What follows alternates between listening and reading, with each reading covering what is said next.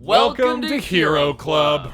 I'm Nick Williams. And I am George Primavera. George and I have been playing D&D together for years. Now, a lot of people think you need to be a big, huge nerd boy to play Dungeons & Dragons. But in reality, you just have to be willing to spend 4 hours of your own time on a weekday trashed on cheap beer cross-legged around a coffee table. I lost a game of Flip Cup in 2012, so I had to buy all the books and learn how to be Dungeon Master. My dad was disappointed. Yeah, he was. But after a game or two, we realized that it's actually a really fun and effective way to tell an awesome story. Yeah, it's like long-form improv, but you kill more people. Here's what you need to know. George creates a world and the framework for a cool story. And the players, like Nick, create characters beforehand, all with special abilities, sometimes magical, sometimes not, and they adventure through the story as best they can, trying not to die. We, the players, roll dice to see if our improvised actions fail or succeed, trying to beat a number in George's head that he promises he doesn't change at will.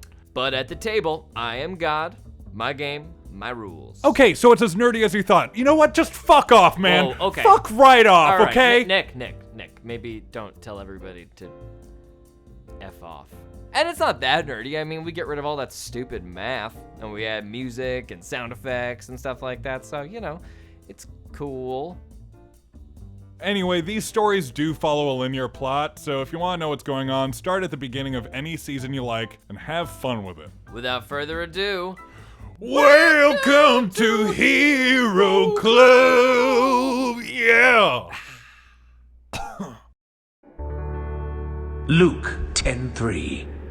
Go, behold, I send you out as lambs in the midst of wolves. Elias, Ember, and Jeremiah, having just defeated Abraham Tolliver and his small army of men, have set out into the barren desert. With all horses or other load-bearing creatures having fled the grisly scene, our heroes have been forced to continue on foot. Elias has pointed the party in the direction of their final destination.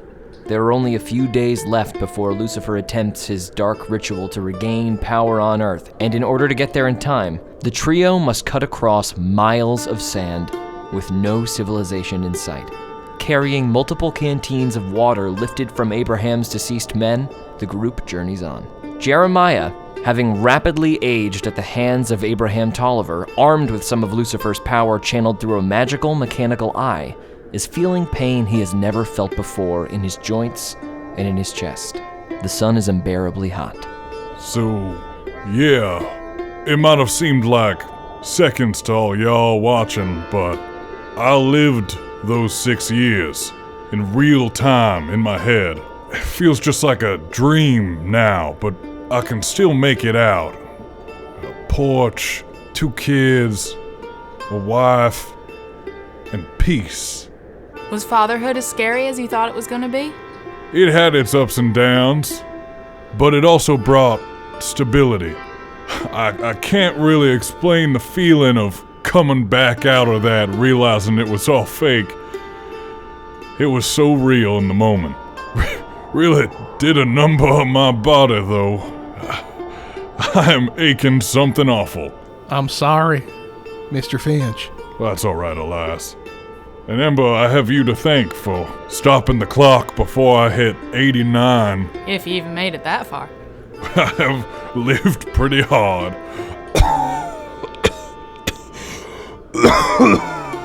Don't mention it, Jeremiah. You would have done the same for me.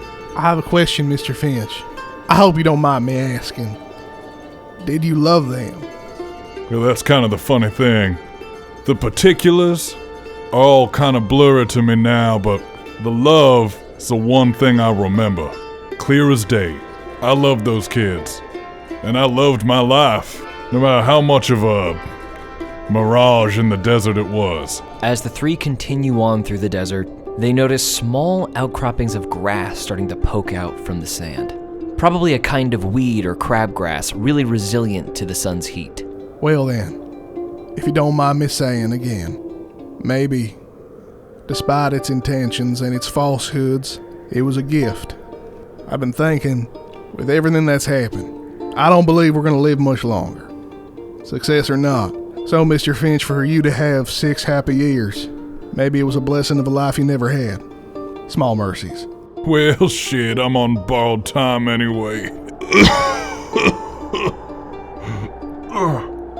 Jeremiah quickly moves his scarf to his face to stifle his coughs, and as he pulls the scarf away, notices a red spot of blood. Jeremiah quickly hides the handkerchief in his coat pocket before the others can see. But enough about me. Ember, you were on fire! Literally on fire! That was something else. Yeah, I don't really quite understand 100% what happened, or how, or, the inner workings of that. And I don't really know if I can still do it. And Ember tries to give forth a little burst of flame from her right palm. A very small one appears. Love it. It's definitely a shadow of the power that you exemplified upon bursting out of the pit. You feel your connection to this power is far less intense, but still definitely present. When I was on that mound and I saw those burning bushes and that lightning and those two angels standing over there with those carting those donkeys, I knew God was there for us. I guess it always made sense. I mean, choosing just me, who was I? But he chose both of us, sister. Jeremiah pulls his revolver and looks down at it in his hand. Jeremiah, you don't feel the connection to this power anymore. That figures. He reholsters his pistol. The journey continues on, sort of devolving into silence as all three begin to conserve their energy, their tongues dry, but periodically rationing their water and taking drinks. They notice that the patches of grass seem to have increased, sticking out of the side of the dunes like handholds, allowing you to pull yourselves up the dune rather quickly. That being said, though the effort isn't great, all three are drenched in sweat from the heat and the moderate exertion. Jeremiah along the path has shed layers of his tuxedo and fancy attire until only his sweat-drenched Henley remains under his suspenders and pants. He is now swimming in his clothes. He has lost so much weight. His beard is long and craggly and white, and his hair hangs stringy in his face. Elias has abandoned his tuxedo jacket, now sporting his shirt and white collar with the sleeves rolled up. After this many days on the road, more freckles have appeared around Elias's face. His face hardened by the sun, for the first time walking openly with both book holders under his armpits. Ember looks like two different people were combined together and are just now walking in the desert as one person. Her bottom half is her trusty brown work pants with her favored pair of boots. On her top half, she still wears the remains of her fancy dress, which has been torn crudely from the bottom for comfort. On her left arm, a lightly singed curtain of tatters now covers her bicep, and the other arm you can tell was just ripped off in pure frustration at one moment. Elias, Jeremiah, and Ember, reaching the top of this massive dune, simultaneously wipe their brows of sweat and look down into a lush green valley, smack dab in the middle of the desert. This should be a beautiful sight, but everyone's stomach turns when they see, about 1,000 feet in the distance, a small, quaint, one-street village nestled amongst swaying grass. A fresh potato sack does sound like a lovely change. I thought we killed that son of a bitch. Elias instantly puts one hand on Jeremiah and the other on Ember. We're not losing any more time. And casts Enhance ability. From this point forward, they both have advantage on wisdom checks. I'm guessing we can't go around it. I don't know about y'all, but I've built up a powerful thirst. I don't think there's a brothel there.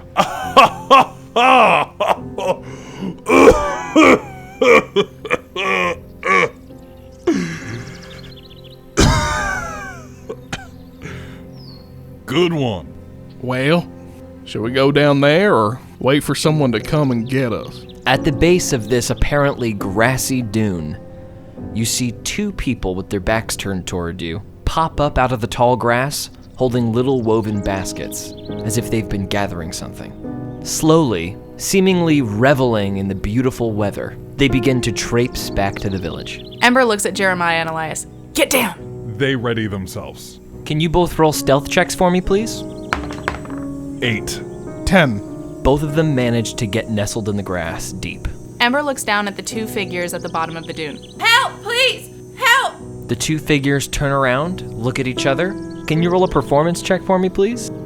9. Both figures turn and begin to run up the hill. But as they approach, your mouth drops open in shock. Well, what seems to be the problem, miss? What's wrong? What's happening? Ember, before you are what you imagine the perfect versions of yourself and Jeremiah. They are dressed in the same potato sack clothing from the village you previously visited, and you notice that Jeremiah's visage looks the 6 years younger that his body used to be just a few weeks previous. Jeremiah pops out for the surprise, but freezes when he sees this younger version of himself. Without warning and not entirely in his control, attempts to dive tackle him off the dune's edge, swinging wildly as he goes. As soon as you make contact with this younger version of yourself, he catches you and stops you very easily, and looks down at you confused and concerned. Well, now there's no need for any of that. We're here to help y'all. You son of a bitch! You're a lie! You're a falsehood! Let me at him! Ember, your doppelganger reaches a hand out to you and speaks to you very softly. Why don't you come with us? We've been waiting for you three. Ember looks down at Ember's hand, looks back up at Ember, back down at the hand, shakes her head a little as if to clear her vision. Can you make a wisdom saving throw for me?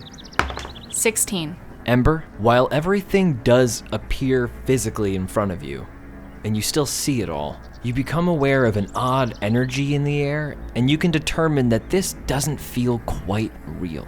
The two begin to walk down the hillside, gesturing for the three of you to follow them, as they turn about face and begin to walk towards the village in the distance. Elias, worried about meeting his own doppelganger, casts Dispel Magic at 4th level. Can you roll a check, please, for me? 17. Nothing happens. Elias sighs and begins to walk forward. Are you fucking kidding me? We're gonna just walk into that town. That's the plan. A whistling tone reverberates in this valley.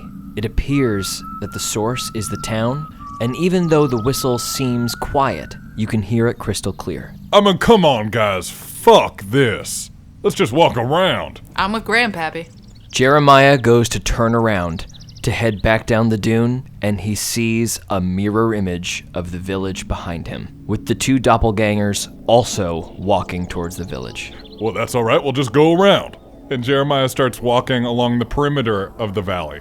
Elias closes his eyes and tries to wake up. Make a wisdom save for me. 20. For an instant, the town disappears, the grass is gone, you look out onto a completely barren desert, and then all at once, it's all back. Jeremiah starts skirting around the outside of the valley, trying to keep as wide of a berth as possible from the town. In your instant of true sight, you see Jeremiah shuffling along the edge of a sand dune, fearfully looking at nothing. We're dreaming. Come on, Elias. We're dreaming! This is a full-blown nightmare! Wake up, old man! Nah. Come on, Elias. I hope this works. Elias rears back and slaps Ember across the face. Wake up, Ember! Ember, you take 1 damage. Can you make another wisdom saving throw +1? 18. The same thing happens for you, Ember. For a split second, as you look out into the valley, you see just sand. And then, after a second or two, it all returns. The beautiful grassy landscape with the town nestled about 1,000 feet away. Ooh! Did you just smack her? Ember starts quickly walking over to Jeremiah, and as she gets closer says, "Don't take this personally," and rears back and slaps him. Ooh. Jeremiah takes 6 damage. Roll a wisdom save +6, please.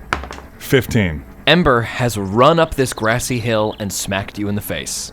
Hard. Did you see anything? Did you see it? What the fuck are you talking about? I saw you running up that hill to smack me unceremoniously in the face. Yeah, right after I got unceremoniously slapped in the face and I came to knock the same sense into your old ass. Now here's the fucking deal. This isn't real, and we're having some weird sort of hallucinogenic thing. I don't know when we got put under it. I don't know. I'm really hoping we can just walk past this and not deal with this today. I am so tired. So you're saying both of y'all saw the exact same vision? What was it? Elias walks towards them. We saw that the town was there and then it wasn't there. Don't ever start writing stories, Elias. Your detail is shockingly lacking. There's nothing here. We're surrounded by sand. It's just a dune. They stare at this perhaps illusory village in the middle of nothing. And then, as if it's in all of your ear, Are you three always this indecisive? Dashiell stands behind you. a little bit higher up on the dune, so he stands above you all, silhouetted by the sun.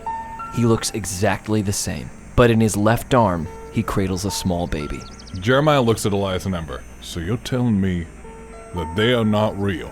I didn't see any people. Good enough for me. And Jeremiah empties both pistols into Dashel. The bullets fly towards Dashel and just appear to pass right through him. His image is completely undisturbed, and he giggles a little bit.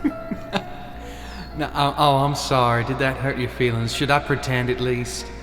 I know it's been a very, very long journey for you three. And brothers and sisters, it is almost time to reach your mountaintop. Because you are so close. Because after our last spell, I seem to have curried a bit of favor with the Prince of the Morning himself. Follow me, I want to show y'all something. He saunters past you towards the village. Mr. Finch, Yeah? shoot me. Okay. Jeremiah levels the barrel of his pistol right at Elias's forehead. No, Mr. Finch, not the head. Oh, sorry. Just in case this doesn't work, I would like to have my head placed. Right, okay. We'll make this a nice through and through. Clean. Jeremiah grabs Elias's arm, puts the barrel right up against his bicep, and pulls the trigger. Oh! Ow! Did it work? Are you out of the dream? 10 damage. Make a wisdom saving throw plus 10. 30. Everything disappears, Elias. You see nothing but sand, but you do see Dashel on his way to nothing. He turns around, seems to sigh, dropping his head, and then he blinks out of existence for a moment. All is quiet, and then Dashel appears at your side. And Dashel appears at Ember's side. And Dashel appears at Jeremiah's side. 3 images of Dashel speak to you. Now, I know that y'all don't trust me yet. No harm will come to you. And please, Elias, I just want to show y'all something. Ember, come on. You know that it's better just to go with Jeremiah, don't you want to see what happens next? Jeremiah, Elias, and Ember are all seeing this multiplied Dashel. And Elias, you now have the ability to both see the real world and this mass illusion at the same time, switching back and forth at will if you please. Now, y'all can sit around hurting each other, or you can find out what happened for those 2 weeks you were with me. All images of Dashel disappear in a blink. From the village, echoing between the hills, Come on now. Come on, please. I ain't being shy, so you shouldn't be either. Did shooting you in the arm work at all? Yes. I don't see the town if I don't want to. It's not real. What about Dashel? He's here. A small point of order, Elias. Things don't have to be real for them to have happened. And just because it's not real now doesn't mean it wasn't real then. See, memory is a funny thing. It's fleeting, it's subjective, but it's also just like the thing that made you. You mold it, you shape it, just like clay. And when you have it in just the right place, it seems solid, sturdy, but in actuality, brothers and sisters, it can be brittle and broken. Memory is usually what you want to remember. Let's break a few vases, shall we? Oh my god, that was us. That was us from our 2-week tenure with the Children of the Morning Prince. Holy fuck. Oh, Jesus, so he wants us to see how we lived for those 2 weeks, what we did? I'll tell y'all right now, I did not enjoy watching myself use a basket in that manner, and we've barely even touched the tip of the iceberg. Whoever they are, whoever they were not us. See, what we're going to be shown is not what we did. It's what was done to us. I'm not sure that we have to sit through that. The only thing is, what if we learn something about what happened in those 2 weeks that helps us defeat the devil? I guess anything's possible. But I'd like the option. And Jeremiah shoots himself in the arm. roll damage, 11. make a wisdom save plus 11. 26. The same thing. You see a barren desert, and you find yourself able to switch at will between this giant illusion and reality. But boy, does it hurt. Oh, ho, ho! Woo-hoo-hoo! Jeremiah rips off a part of his sleeve and ties it around his arm. Ember walks up to Jeremiah and quietly sticks out her left arm. Are you sure? It's gonna hurt. Oh, really? Ah, fuck you! Don't say I didn't warn you. Roll damage, Jeremiah. 13. Make a wisdom save plus 13. 30. The same for Ember. After fashioning her own tourniquet, Ember motions down the imaginary dunes to the imaginary town. Well, shall we? Jeremiah walks forward down the dune towards the town. Elias follows. It takes only a moment to reach the base of the town, and as you do, the doppelganger Jeremiah and Ember are waiting for you. They seem very pleased to see you, their eyes slightly hooded, their demeanor calm and generally docile. So glad you decided to come. Ceremony's about to start. You want to get a front row seat? The two turn and begin to walk towards the edge of the town, where that church-like building with the big white sun painted on it stands. Jeremiah watches himself walk away. God damn, I wish I could still fill out a potato sack like that. And follows. Elias chooses not to see and follows Jeremiah. Dashiell appears, walking in step with you. Elias, though you can't see the town or any of the surrounding illusion, you can still see Dashiell. He, however, just gives you a sidelong, sly glance, holding the baby in his left arm, and continues to walk. He's walking a bit more quickly than you, and as he gets ahead of you, over his shoulder, The daily ceremony. This sure was one of my favorite parts about the village. the tranced out party duplicates finally join a congregation of folks around a tree, just at the outskirts of the village, past the large church-like building. Hanging from the tree's thickest limb is a noose. A man steps up onto a stool, somebody you absolutely do not recognize, with a big smile on his face, and puts his head in the noose. You see the duplicate versions of Jeremiah and Ember go to the other side of the tree and grab the other end of the rope. Now thank you, children, for joining us again this fine, fine spring morning. William has finally proven his dedication to the Prince of the Morning, y'all. And as such, he has been chosen to be the next rung in his ladder. William, crying tears of joy, hops up above the stool onto the limb of the tree so his bare feet grip the bark. His arms outstretched, he swan dives off of the tree, while Ember and Jeremiah simultaneously pull the rope taut in the other direction. His neck snaps, and he begins to swing from the tree, as everybody around politely claps, rubbing each other's shoulders. As the crowd disperses, Jeremiah whispers to Ember, Don't worry, Ember, that'll be us one day. If we're lucky. I can't imagine the happiness that day will bring us. Elias, staring blankly out into desert, keeping very careful track of Jeremiah and Ember, suddenly sees Jeremiah in real life go white. Elias, it's you. That ain't me.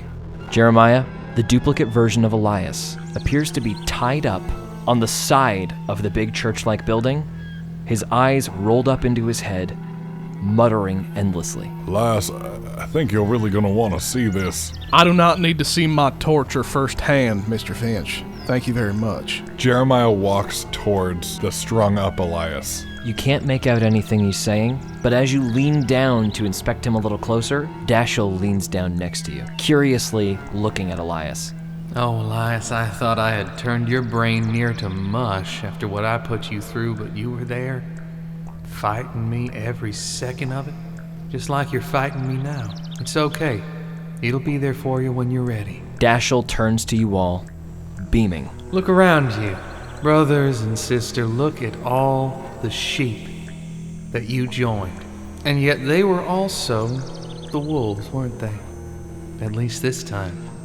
Elias, that book of yours gets something right every now and then, talking about that Matthew 7:15. The town disappears in a flash. Involuntarily, you are all in the middle of the desert, the sun beating down on you, the town and the duplicate versions of yourselves nowhere to be seen. Dashiell stands there for a moment, seemingly contemplating in his own head. Now, I'm sure that y'all are wondering just what I'm doing here and why you can't turn me off the way you can turn off everything else around you. Well, I know you don't like false prophets, Elias, so I'm here to tell you I am no longer a prophet, true or otherwise. You could say I'm a demon now. However, that would be jumping the gun, so to speak, to pull from your parlance, Jeremiah. The prince rewarded my good behavior with you, and he decided to make me among his heralds. The process continues to be excruciating, and Elias, if you think I deserve to suffer, you might be satisfied. The fire is cold. They don't tell you that. So, as yet, I don't quite have a physical presence, and I expect you may not see me when I do, stripped from the fires of hell and reforged to join that prince. You're getting awfully close, and that's why he sent me. That's why you see me. That's why I expect you don't wish to see me, but take it as a sign of good faith. I come bearing gifts. The town comes flashing back, a fresh illusion that takes all of you by surprise, and you see the true version of events. Instead of placated, docile people walking around, you see deeply hooded eyes, drooling mouths, wandering aimlessly through a decrepit town. Decaying bodies littered helter-skelter around the thoroughfare, long cuts up each of their arms. And standing on either side of Dashel is Skillet, dressed in a potato sack, and Old Blue, passed out on his side. I'll be seeing y'all again real soon. The town disappears again, Dashel as well, but Skillet and Old Blue remain. You feel the energy dissipate. There's no illusion now. Elias, stern and furious, slowly walks to Skillet and Old Blue, kneels down next to them. It's all right, and casts Remove Curse. In a flash, Skillet jerks as if waking from a nightmare, and Old Blue hops up, yelping. Mr. Elias? Is that you? With tears welling up in his eyes, either from anger, sadness, or a little bit of joy. Hello, Mr. Skillet. It's good to see you. Jeremiah runs to Old Blue and tackles him on the ground. Hey there, boy! Do you even recognize me? I know I've seen better days, but so have you. Old Blue's wild eyes begin to calm as he realizes who is embracing him, and he begins to lick your face. I'm so sorry. I don't know how long it's been. I'm about as confused as a dragonfly in a box made of candy. Oh, the horses. The horses, they didn't make it. I'm so sorry. Can you make us a pie now? And Ember goes over and embraces Skillet. Oh, well, not without my effects, but first town we get to, if you purchase me the right ingredients, sure enough, I'll make you the best pie you've ever tasted, Miss Ember. Skillet, you're a godsend. I think I'm gonna be needing one of your famous shaven haircuts. Well, it looks like you do, Mr. Finch. Wouldn't want the two of us getting confused for one another now, would we? No, we would not. With a big deep sigh, the party continues on through the barren desert. So, Skillet, what happened to you?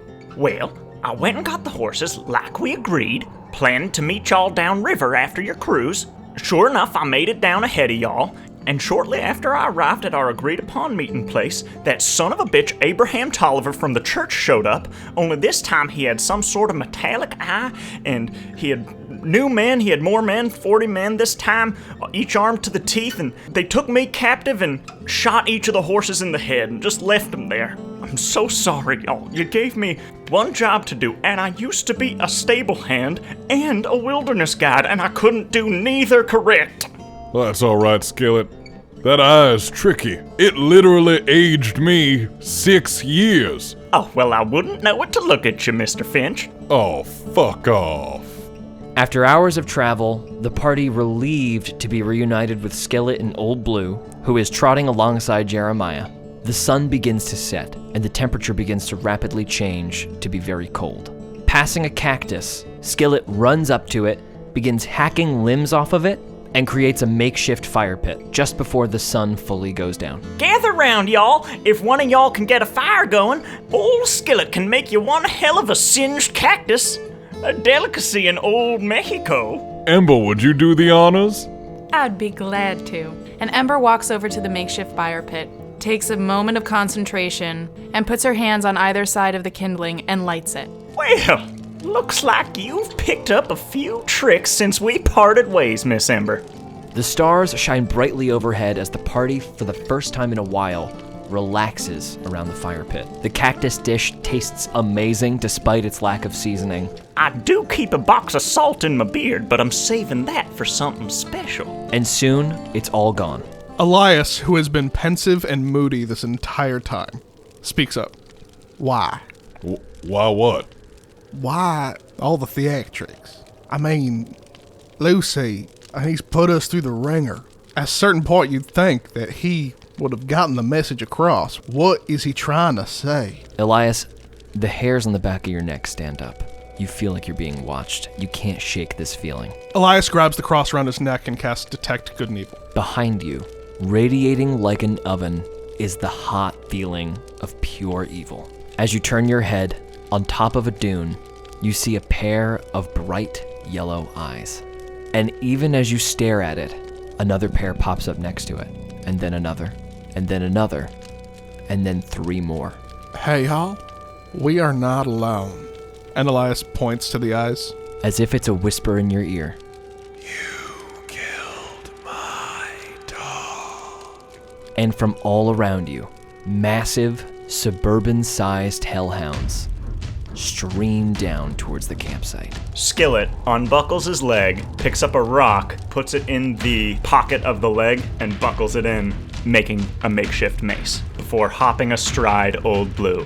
Old Blue, with a vigor even Jeremiah has rarely seen, stands up strong, begins to growl, and readies himself as Skillet holds tight to the scruff of his neck, his tiny 5'0" frame clinging desperately to a now very angry dog.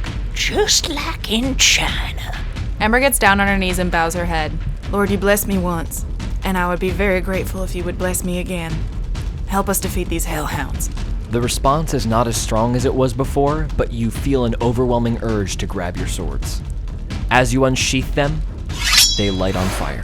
Thank you. The dogs are in full gallop, and you can tell that Samson is at least a head taller than all of them. Jeremiah checks the ammo in both of his revolvers before clicking them back into place, giving him a little flourish, and readies himself backing up towards the fire pit. Buffalo tactics, y'all. Everybody back to back, stay tight. Don't let them pick you off. The hounds streaming down the hill appear to be moving at an incredible pace, easily clearing 100 feet by the time you have a chance to react. The hounds spread out, effectively surround you, Samson's long ribbons of crusty hair differentiating him from the rest of the gnarled, mangy dogs. And they appear to slow to a trot as they close in. Jeremiah takes 4 different shots with the twins, each at a different hound. 10. Miss. 16. Hit. 13. Miss. 10. Miss. In the darkness, most of the bullets go wide. You hear one little yelp as one of the bullets connects. 15. Skillet takes the help action, laying a hand on Jeremiah, steadying his aim. Now don't take this personally, none. Old Blue makes sure he's very close to Jeremiah's leg, giving Skillet the best possible position. Ember steadies herself and waits for the hounds to come nearer, a bead of sweat slowly dripping down her face. Elias grips his cross. Dear Lord, guard over them, and casts Guardian of Faith right in front of Skillet and Jeremiah. A ball of holy light appears in front of Jeremiah. Slowly it takes shape, becoming the glowing visage of an angel with a giant sword.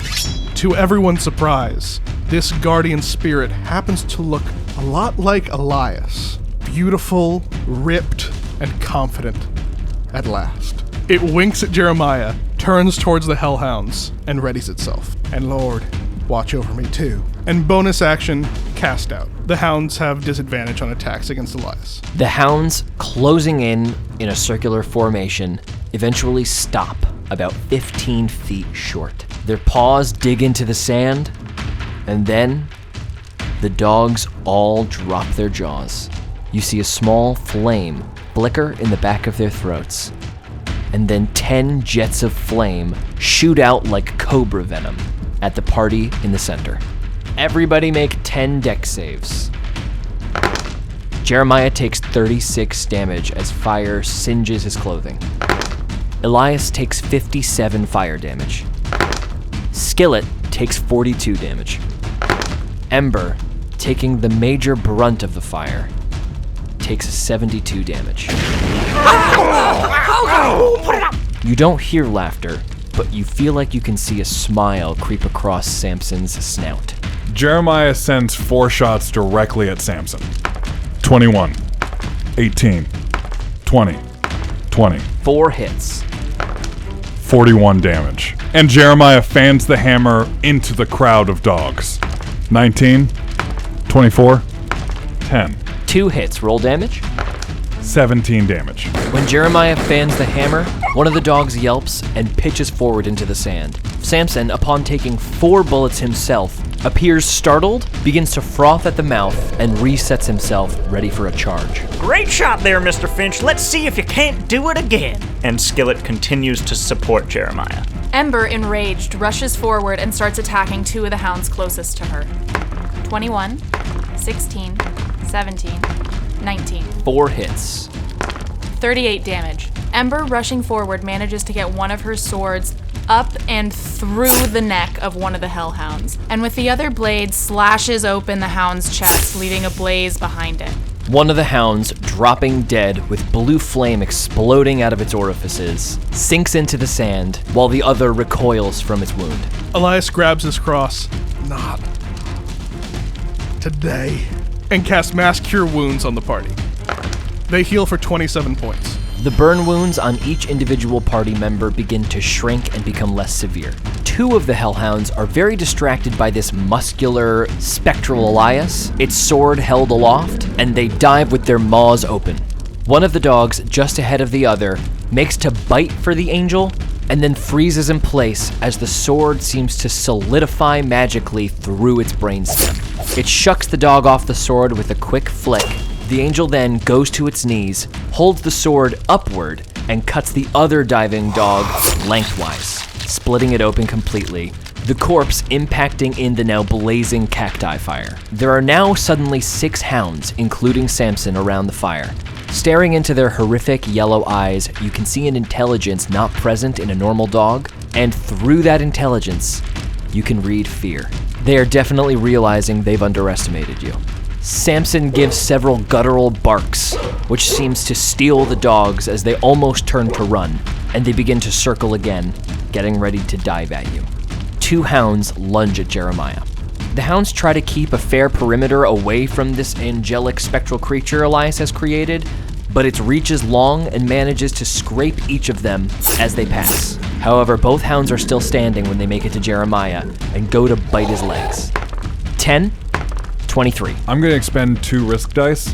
Jeremiah dives out of harm's way just at the last second, avoiding the snapping jaws. Both dogs are now firmly in the center of the party. The hounds, clearly very hesitant to dive in, having seen this angel in action, appear to cough at the ground. Samson and another raise their heads with fire alight in their throats and shoot another 2 streams of flame. Jeremiah matrix bends back as the flame shoots over his nose, Skillet holding his back so that Jeremiah doesn't flop down into the sand, and Ember rolls away, acquiring a small burn on her left arm. She takes 9 damage. Oh, Skillet, push me back up! Sure thing, Mr. Finch! And using the momentum, Jeremiah comes up, guns blazing, pointed at Samson. 1 crit. 24. 24. Nat 20. 4 hits, 2 of which are critical. 55 damage. Samson, like a bear, takes these bullets right in the skull, lets out an ungodly howl, and staggers to the left unsteadily as he gets ready to jump at Jeremiah, mouth agape. Time to put this dog down! And Jeremiah fans the hammer again. 12. Miss. 15. Hit. 16. Hit. 21 damage. Describe it. As Samson leaps through the air in one final attempt, Jeremiah angles his gun up and fans the hammer, shooting him right up through the throat, killing him instantly, and then taking the full weight of the dog upon him as he falls. Your nose fills with a horrific stink, and you feel the heat of this dog as its full weight pushes you into the sand. But Samson does not stir. Jeremiah rolls out from the corpse of Samson, stands up on top of it, and shoots up in the air a few times, yelling, "Which of the rest of you dogs want a taste of me?" The dogs shudder for a moment, looking frantically between each other, and then the remaining 4 run away. But the 2 in the middle of the camp, upon trying to escape, are quickly speared by the floating, incorporeal Elias. As this thing drops the dogs, it turns to Elias, gives him a polite nod, and fades away. The cactus fire, now alight with the flames of hell, roars. We showed them Jeremiah doesn't get his handkerchief up in time. Blood sprays over his hands. Jesus Christ, Finch, how long has that been going on?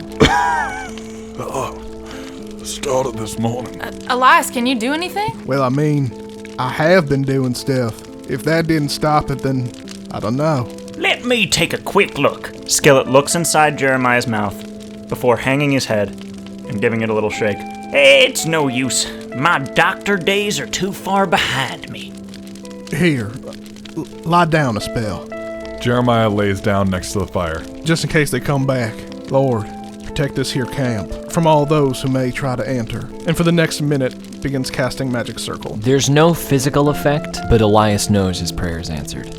Let's all catch our breath. And Elias kneels and begins to pray, a prayer of healing for the next 10 minutes. As Elias mutters, the party feels their wounds ease and their bodies relax some as they finally settle around the fire, moving the corpses of the hellhounds away from the campsite. Jeremiah, feeling his lung capacity come back to him, sits up, takes out his tobacco pipe, packs it, and then says, Ember, would you mind? I mean, a little, because you just coughed up blood. I'm dying. Give me these pleasures while I can get them. And Ember begrudgingly holds out her palm with the tiniest of flames coming from it. Jeremiah cherries his tobacco bowl on it and puffs away. Thank you, Ember. Yeah. Can we go to bed now? I'm so tired. I'll take first watch. Wouldn't want us to get caught with our pecker in the beans again. Jeremiah lays back and closes his eyes, but right before they think he's fallen asleep, pipes up with, This day has been a non-stop hurricane of repugnance and suffering, but if you're gonna walk over the coals, better it's with friends like these. And then he turns over and goes to sleep. Good night, Jeremiah. Love you too, buddy. They each turn over and eventually find sleep.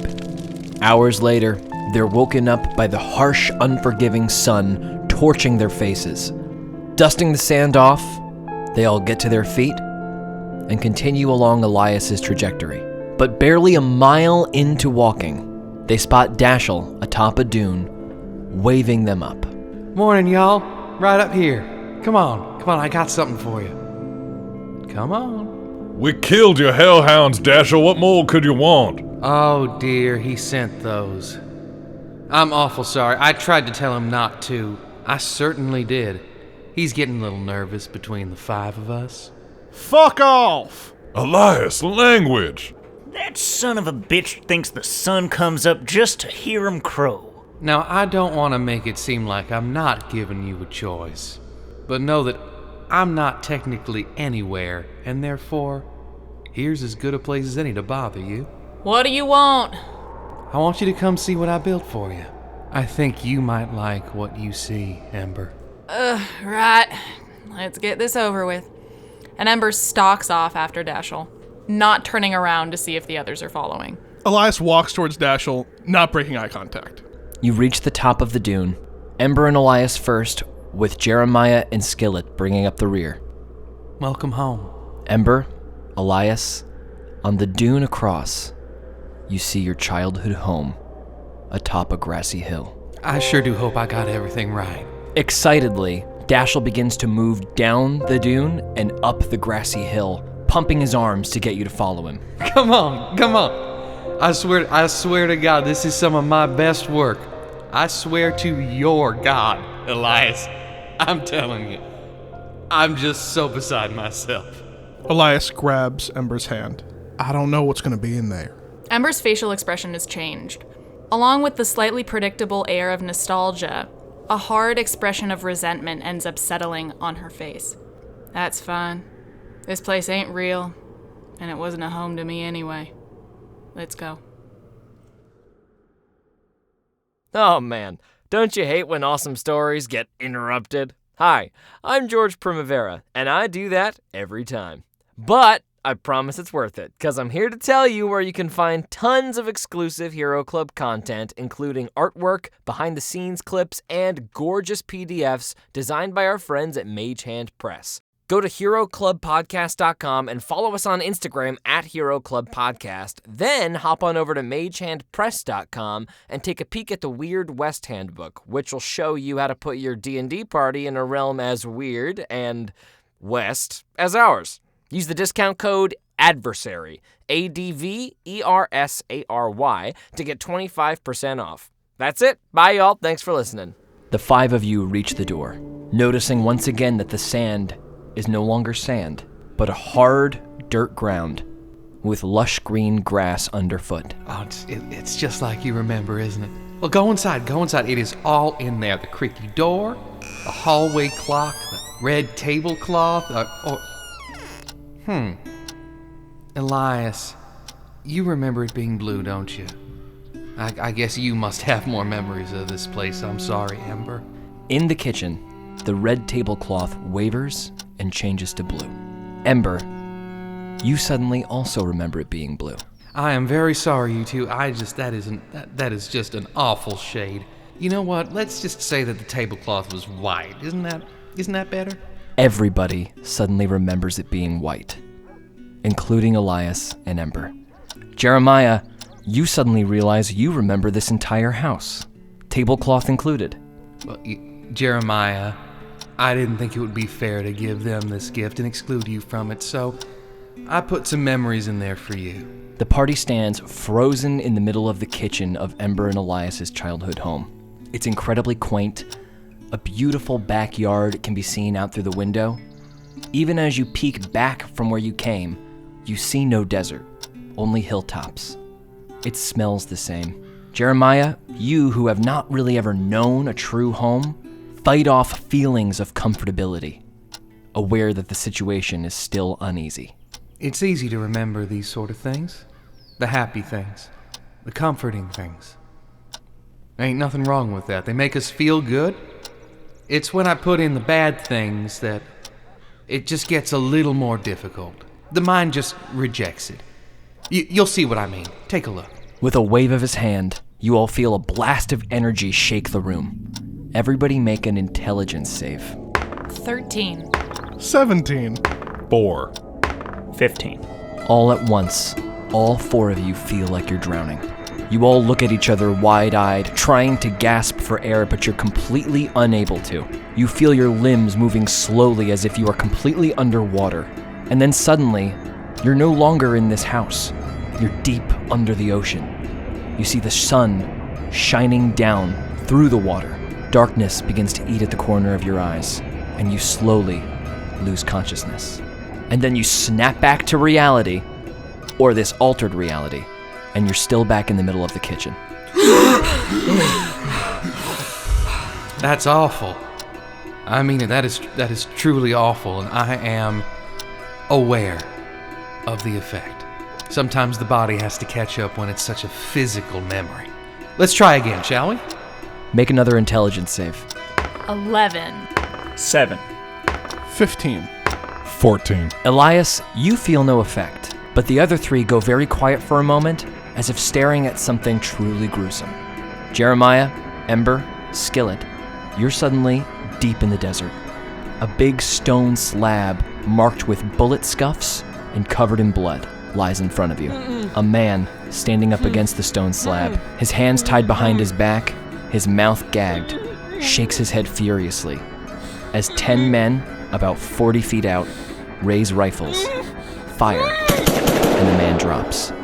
You've witnessed an execution. All at once, the house comes zooming back. Elias, I know you didn't see that, but to the others I will say he was innocent. Sometimes I build on things I have witnessed. Excuse me. I would like to know what your fucking point is. Elias, these are powerful feelings you're giving me. Powerful feelings from everybody, and I understand this has been a little unorthodox. Here's the point I'm trying to make, and this is the offer that I am here to present to you. As you can see, and as you can feel, and as you can hear over the last 24 hours and a bit of time before that, I am somewhat of a potter when it comes to the clay of memory. I consider myself an artist, I always have. Hell, I built a village, and I built a religion to go inside it. And the prince has sent me to build one last thing for you. And that is this, a happy ending. Now, I cannot control who else could, what he does next. But he has sent me to broker a peace deal of sorts. If you stop now, this is where you live out your days. Now, I assure you, you will not feel starvation, you will not feel thirst, you will not feel sadness. Just a porch, your companions, and some peace, Jeremiah. No matter how much of a mirage in the desert it is, despite the intentions and the falsehoods, Elias, this is a gift. Small mercy, a godsend. Ember, if you want to call it that. All you have to do is stay here. I don't expect any thanks, and I do not expect you to believe me. If you stay, I expect you to live a happy life. Even he thinks you've earned that. No one else has gotten this far, done so much.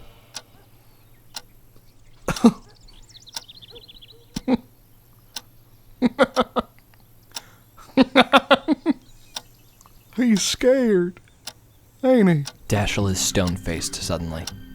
Oh, you're not gonna react to that. You spouting all this bullshit about things that we already know. The horrors that we've seen. Look at the three of us. You think we forgot what horror is? He is scared. Brother, I think you misunderstand a poker face. I am just shocked that you would so brazenly throw back so generous an offer. I would rather go out and die trying to kill this evil excuse for a being than to live in a house full of ghosts. And a tear silently rolls down Ember's cheek. Dashiell, you can see into my memory. I'll say it again. As I've said so many times before, I'm on borrowed time. There's never been an exit strategy for me. This house is awful pretty. Your offer is mighty generous, sir. But I was never meant for places like this. My end belongs out there, in the blood and the guts and the glory. No thank you, sir. My hat! Skillet, who has slipped away, comes running out of one of the upstairs bedrooms, back in his old prospector-style garb, waving his hat. I got 3 more just like it in my room. Mr. Finch, you should see yours. And Skillet produces a dusty bottle of whiskey, the kind of dusty that signifies this is old, good stuff. He uncorks it and takes a huge swig, offering the bottle to Jeremiah. Boy, were you listening to a thing I just said? No, I was too busy admiring the premises. This place is a paradise. We'd be stupid not to stay. Miss Ember, look at that kitchen. Skillet points in the direction of the kitchen. Oven like that, I can make all the pies you want, any size you want. Pie big enough to fit you inside. Mr. Skillet, we're not staying. You've been making a lot of pies for a lot of nobody. Skillet I know wouldn't stay either. The 7-wife-having, dog-riding, shark-bite-surviving son of a bitch he is. Well, that's where you're wrong, Mr. Finch. I've been traveling the world my whole life. And this house is more magical than any place I've ever been. I want this to be my home, Mr. Finch. And y'all should stay, because a home ain't nothing without family. Skillet, you know how much you mean to us, and you mean more to me than the delicious pies you make. But I've already lived a life here. I didn't like it. I'm not gonna live another one, and we have a job to do.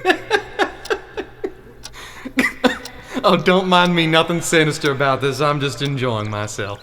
Mr. Skillet, I know that you want to stay, but how about one last fuck you to that man right there? If you stay, he won a little. And don't let that man dictate your family. Mr. Elias, that ain't no man. He ain't corporeal, he ain't real. He's a ghost, and once he leaves, this'll stay. And Miss Ember, this is a second chance at your home. It'll be better this time. You'll have the right family. If this is goodbye, well then I'm disappointed. I love you, but you're not the man I thought you were. Mr. Elias, this ain't goodbye because you can't leave. Like hell we cannot. And Jeremiah turns to walk out the door. Don't you walk out that door, Mr. Finch. I ain't coming with you, and Blue won't come neither. Blue sits, looking confused between everyone. Skillet has a seemingly wild look in his eye. Well, come on, Blue. Blue doesn't come. He jerks his head towards you, but still doesn't move, looking back up at Skillet, still confused. Skillet's face has gone stone cold and is death staring at the three main party members. Jeremiah quick draws his revolver and shoots Skillet's other leg. The leg jerks backwards with the bullet's impact, but Skillet does not react. I'm sorry, y'all, but you really thought you met the 7-wife-having, dog-riding, shark-bite-surviving son of a bitch who was a pirate and a chef and a doctor with a slew of ex-wives and lovers and a seemingly endless array of ways to get out of sticky situations you never saw him do. Now that's a little pathetic. I've just been adding as much as I could to see when you'd figure this out. Of course, I couldn't create this whole wonderful gift for you without testing your memory around a bit. So I had him poke around in there for the last 24 hours. Maybe I should break a few more vases. Skillet stands stock still, straightens up, and then his head separates into 4 quadrants. Shedding the human skin like a snake, 4 long tendrils poke their way out of the orifice that is the neck and turn the body inside out. A horrific spider-like creature stands in Skillet's place. There was never a skillet. There was just what I wanted to mold from your clay.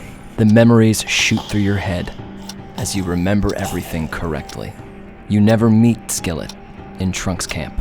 Ember cradles the sleeping baby in her arms upon approaching the village, hiding it safely amidst some brush, after Elias has calmed it to sleep. You remember the meals around the fireplace correctly as well. You've never had a delicious pie on the road. You've eaten slop that you've been able to barter for in local towns along the path. Rations, nothing more. You remember selling your horses for money and supplies. Everything that you've experienced with Skillet has happened, but slightly differently. He's torn from your memory like a Band-Aid being ripped off a wound. God damn you! God damn you! Jeremiah, now with tears streaming down his face, shoots 4 times at the twitching arachnid creature that was Skillet. Nat 20, 21, 13, 13. 2 hits. 30 damage. Elias bows his head, exhausted, grabs his cross, and his hand begins to glow and sends out a bolt of radiant light. 42 points of radiant damage. The bolt of light streaks forward, hitting the skittering mass right in its center, and a faint glow begins to emanate from it. Ember looks at the creature with a look of pure, unadulterated disgust on her face. I've lost enough family members in this house. And rushes at it with both of her long swords. 20, 15, 25, 22. 33 damage. Ember, running forward with both swords outstretched, lights them ablaze mid-stride before sliding both of them into the creature's thorax. The spider creature chomps down on Ember with all 4 mandibles, attacking her with each of its limbs. The horrific spider creature goes to chomp down on Ember, but as its mouth opens, Ember sticks a sword between its jaws and it's unable to close its mouth.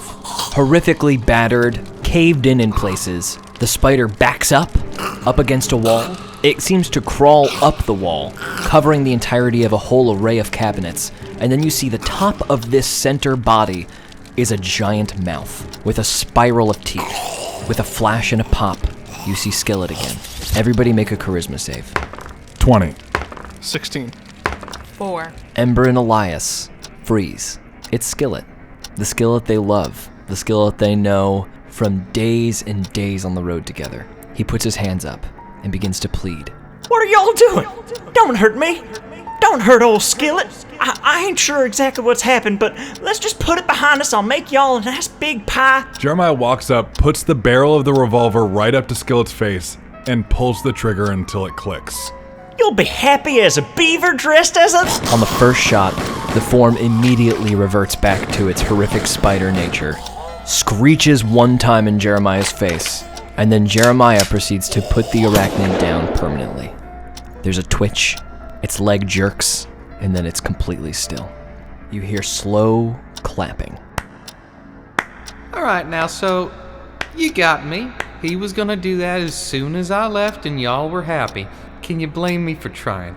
That said, for a group of people so resolved to feel hell beckoning at them, nipping at their heels, and doing everything they can to stay afloat in a sea of horror, I have never seen 3 people more desperate for fine company and good friendship.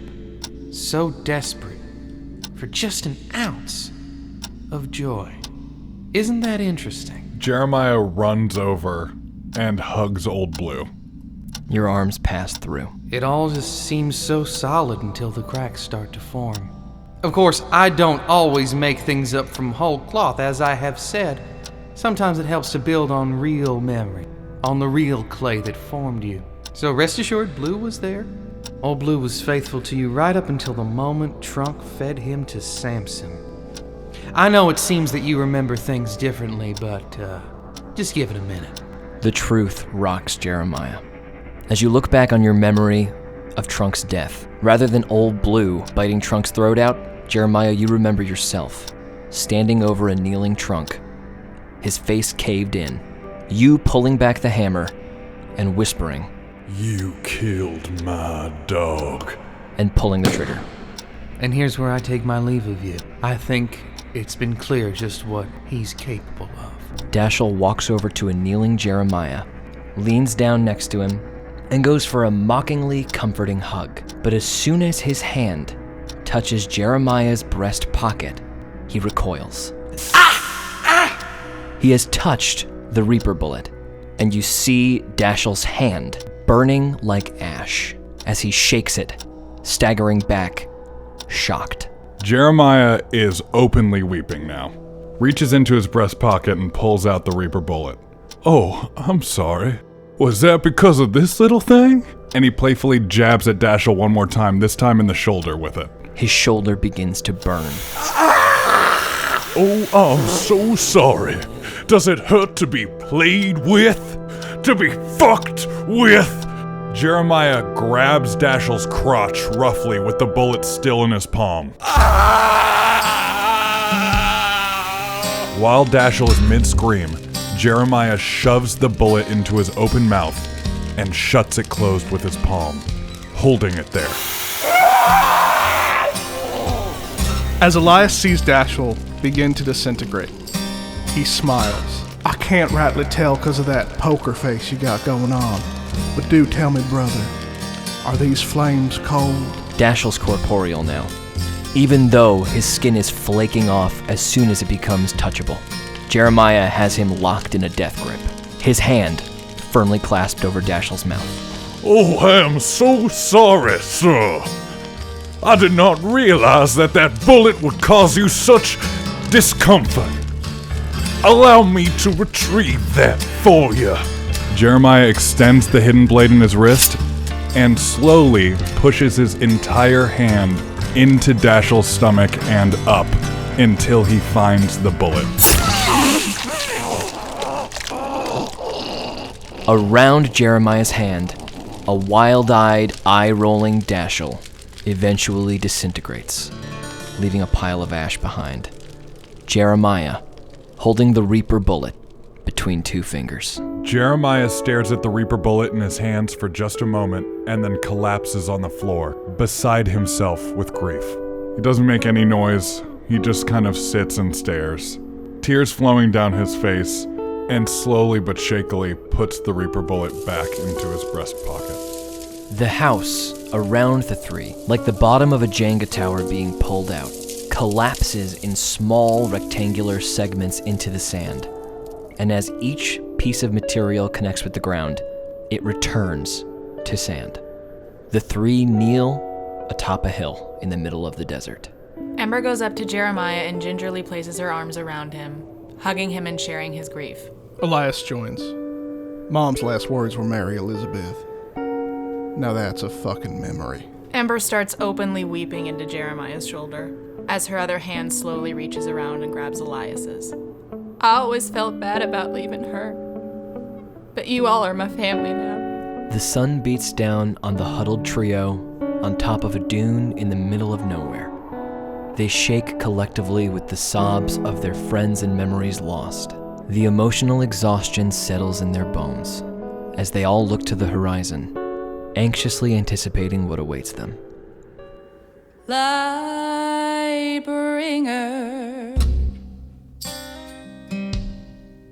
Lightbringer, turn away, you great deceiver. Lightbringer. This has been a Hero Club production, produced by Nick Williams and George Primavera, with associate producers Marty Abbey Schneider and Dylan McCollum. Voice acting by George Primavera, Nick Williams, Hannah Fagerbakke, Dylan McCollum, Matthew McCollum, and Marty Abbey Schneider. Theme song written by Matthew McCollum and performed by Hannah Fagerbakke. Special thanks to Kevin MacLeod and Ben Doyle for their music, Nolan North for that badass intro, and to Marty Abbey Schneider for his incredible artwork. Thanks for listening, and welcome to the club.